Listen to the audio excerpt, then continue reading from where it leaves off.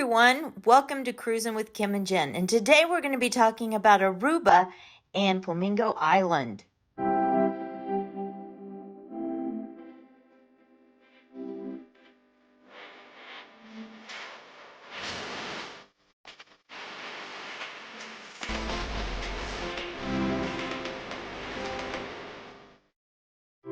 Welcome to Aruba Cruise Port. As you can see, it's a little crowded when you first get off the ship.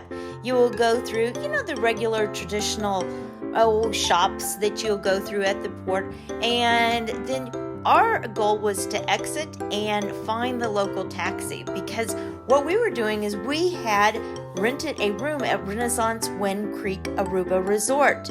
So as you can see, we're looking around here as we exit the cruise terminal and looking for the taxi stand. Upon seeing the local taxi stand, we secured a taxi and told her that we would like to go to the Renaissance Wind Creek Aruba Resort. You can see our ship right here as we pass the Aruba, I Love Aruba sign. And the location of our hotel is actually only about 1 mile walk. However, we weren't quite certain about the location. So again, we secured a taxi, went by the local market, you can see here. So we knew, coming back, we wanted to walk this area so that we can see all of this. But for obtaining access to the hotel, we chose to take the taxi. So as we're taxiing over to the hotel, you can see that we go through the Main Street area, and there's many shops through here, and it is right next to the Renaissance Wind Creek Aruba Resort.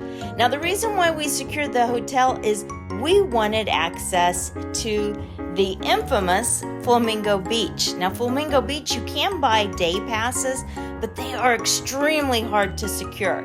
You need to secure them the Saturday prior if the resort has capacity that's low. Now, what you're seeing here is we're entering the Renaissance Wind Creek Resort, and when you enter, there is a main level that has some different shops. The Starbucks coffee is there, which was awesome, to have right there at your easy access. You go up the escalator, and up the escalator is where you actually check in. Now, again, we secured a room here, not a fancy room. We just got a room without a view, and then so our view was at the marina, and I think it was about $300, which seems like a hefty amount. However, we were going to be in Aruba from 8 a.m. until 10 p.m. that night with our cruise. So again, this is the view from whenever we're checking in. We got on our elevator after we checked into the hotel, and this is the hotel room. Now, I wasn't expecting a whole lot out of the hotel room, but as you can see, the hotel room was awesome. I mean, we don't have a view. Again, it's just a view of the marina, but who cares? What we were going to do is we just wanted our pass so we could go over to the Renaissance Island. So after we threw some stuff down, put some things in the safe, we went out, and today was the water level was a little high, so we just had to walk over the bridge to get in a little boat that took us about a 5 to 10 minute ride out to the Flamingo Island. Now, as you can see, we're boarding the boat here. It's just a little boat as promised. And there's, several things you can see. There's our hotel in the background. There's our cruise ship.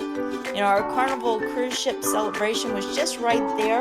And then it's about, 5 to 10 minute ride, which was a fun ride going over to the island.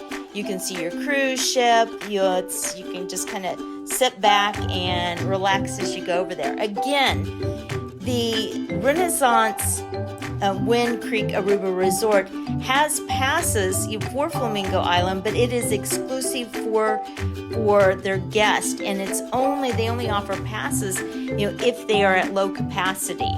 And so hotel guests have the priority and have unlimited access to this island. And the island is amazing. There's 2 sides to the island. The island has the one side that's the flamingo and the other side that's the iguana side. The iguana side is family friendly, so you can take kids to that side. The flamingo side is not. It's exclusive for adults only. What you're seeing here is after we get off of our little boat, you can see mangroves here. Now I've got a few things to say about the mangroves. Mangroves have a lot of wildlife, which is extremely cool when you get off. Now you're seeing here the entrance. If you go left, you can go into the iguana side. So this was feeding time, so they had dumped some lettuce and carrots and things out there for the iguanas. And you can see the iguanas basking there in the sun, as they're eating their lunch. Now, they have a little area right here where you can buy, different things like swim cover-ups and things like that. And you can also obtain your raft there. Now, the rafts are included, so all you have to do is go, grab one of your nice rafts, and then you can take it to whichever location you're at. You can see we have a friendly iguana sitting there. Lots of birds and things in these mangroves. Now, as you can see, Kim walking across the bridge, there's something that we didn't know that also lives in this mangrove that we're going to show you here in just a little bit, and those are lemon sharks. Now, as we crossed the bridge, we headed over to the Flamingo Island side. So you can see the flamingos, they're just kind of milling around, walking around.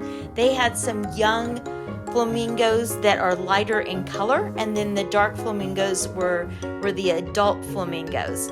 You can see it's absolutely gorgeous. The water, you could see clear through to the bottom till you got way out there, and you could touch, I would say, 3/4 of the way out there until they had the barrier. The flamingos just kind of hang out, walk around, they get in the water. You can, if I would take quarters, we planned ahead and took some quarters. If not, you can buy a drink right here at the food stand, and they'll happily give you change in quarters. Kim and I purchased some food, and so you can feed the flamingos. You can see the mama flamingo here is a darker color, refused the food but let her baby, actually eat from the hand of Kim right there. So she had really good luck, feeding the flamingos. I didn't have as good a luck, feeding the flamingos. And so they kind of have to come up to you and then trust you. But I'll tell you, as you're hanging out there, they just wander everywhere and they get into the water. Now, a lot of people have asked, do the flamingos smell? Nope, they don't. I mean, I guess it's because they're in their natural habitat right there. As you can see that they do have a rock barrier, and so you won't go beyond that. These are some of the cabanas that you can rent, and off the top of my head, I cannot remember how much they were. We debated whether or not to get a cabana, but we kind of wanted to go all over the island, so we passed on that extra expense because getting our room was about $300, so about $150 each, which is actually like how much a pass would cost. So we felt that we had a really good value for all day. Back on this side, you're seeing in the background, that is the iguana side, the family-friendly side. And again, we're on the flamingo side. You can walk back and forth. It doesn't matter, if you want to go to one side to the other. They were both very different. I would definitely experience both sides. Again, this is the front side of the Flamingo Beach. And you can see people kind of just wandering around. There's the free raft that you can see, and then the barrier there. Now, in the background, you'll see some, boats that come up and an airplane. You are actually extremely close to the airport. Now, it's not bothersome, where you can hear the airplanes or anything, but it is kind of fun whenever you'll go across the bridge. You can watch and you can see some planes land without the noise or without any anything, but you can see that we are very close to the airport as well as the cruise port. It's just a mile away. Here's some of those flamingos. They're just kind of walking around, hanging out, and you can see that pier down there is where we sat most of the time. They do have food and drink beverage service, and if you do get the day pass, you have a $25 food credit that comes with that. But again, if you really want to go to this area, I would highly recommend maybe getting a room. I would say that that's one of our cruise hacks. Kim came up with the idea of let's just secure a room there. And it was wonderful because after we spent all day on the flamingo side, then we hung out, we were watching the sharks, and then we went over to the iguana side. We were able to go back, we brought a change of clothes where we could shower and then pick up our extra money and stuff that we brought from the safe in the room, and then we were able to go out and shop as well. Again, at this cruise port, we were there for like 14 hours, which is kind of unheard of, for some of the excursions. Now you can see how clear the water is, and you could walk right up to the flamingos and see they kind of move their feet around, and they eat little shrimp brine and things right there. Now there were fish that you could see because this water was so incredibly clear that you could see right down to the bottom. And you'll see here in a few moments that some of the fish that came up with, these are puffer fish. I mean, we didn't mess with them, but they were pretty big and they're pretty spectacular. But a lot of people were snorkeling, and you can get the snorkeling gear there free and snorkel as well.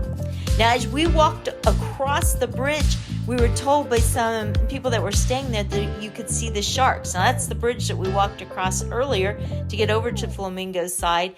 Now we're going to cross back over it to get over to the iguana side. That's the food court that we have, been purchasing some snacks and foods, at, as well as where we were. Now you can see these are the lemon sharks that are just right there, underneath there, and they kind of circle and go back and forth, and they said that that's where they'll get their food. This is very shallow water on the opposite side of the bridge. They also had a hammock that you could get in, right there by the mangroves. We decided to kind of not go, get in that water right by the mangroves, and kind of leave these lemon sharks alone. Here's the bridge. You can see the flamingo. So every once in a while you'll get a stray flamingo, especially the young ones that walk across over here to the iguana side. Now this is the iguana side on this side. Looks a little different. It has a lot of palm trees. It's really relaxing. Again, this is where the family-friendly side, and so they have a slide there for the kids. They have cabanas as well that you can rent for your family on this side. Now, one cool thing about this is out there in the ocean, they have a sandbank, so you can walk out there on the family side. There are not iguanas that are all over. I mean, they call it the iguana side, I think, because the iguanas just go up there on that platform to eat. But you will see some occasional young flamingos that wander over, and they kind of wander around, get in the water and splash around, and then the moms will come and pick them back up. Now, once we left, we got back on the little boat and then went back over to the hotel. Now, this is after we stayed all day on Flamingo Island. I mean, we stayed till, close to sunset, as you can see. I mean, it was spectacular. Probably one of our most favorite days, relaxing. And as you can see, we're approaching back over, by our cruise ship, which kind of gives you some security because you're so close to the cruise ship as, the day is ending. But remember, we were going to go back to our hotel, which is right there, and shower, change, and then go in to where we could go eat dinner. Now, this is where the boat pulls right up into the hotel where you can get off, and then you can sit right here after you're ready, and they have taxis that can pick you up. However, we chose the golf cart. The golf cart's free. The golf cart will take you just about, I would say several blocks down the road, on the sidewalk. Kind of a bumpy ride, but it was fun because you go right along the Bay Area. So with the marina, and they drop you right off at those local stores that we saw earlier. It's called the shopping mall. And so this is not where the locals sell merchandise. This is like where several restaurants are. They have Mexican restaurants. They have local flair restaurants here. And I'm telling you, the food was spectacular. We stopped right here at the Mexican restaurant here and had I mean, the most amazing nachos and quesadillas, and it was really inexpensive. I think it was $20, for a huge quesadillas, chicken quesadillas and nachos, and then we just had like Diet Coke, with it. But it was really inexpensive. Here's some of the stores, if you want to purchase some things right through here. They had all sorts of Aruba merchandise, and again, another local eatery that's right there. They had a live band that was going on, which was really, really relaxing and fun. You can see the sun setting, and we decided, as I stated earlier, that we were going to walk back instead of taking a taxi. So we walked back to the ship, was a very easy walk back. It's about 1 mile, but you can see the cruise ship, so we just kind of walked over. There's a casino right across from our hotel, the Renaissance Resort here. We didn't check out of our room. We only had a 1-day stay, so we just went ahead, walked over the bridge. There's a Lucy's restaurant that's an open-air restaurant that had a ton of people in there that I believe that were all from the cruise ship as well. But they, just got off and they kind of went through the local market and then ate there. High-end stores are across the street. They had Gucci. They had lots of really high-end shopping across. We didn't go over on that side. We stayed on the side where the cruise ship was. You can see it's just absolutely gorgeous walk back, because you go through and you can see all of the local ships, and then this is that open market that we saw earlier, so you can walk through and you can actually obtain things from the local market. That's our trip from Aruba. Don't forget to like and subscribe.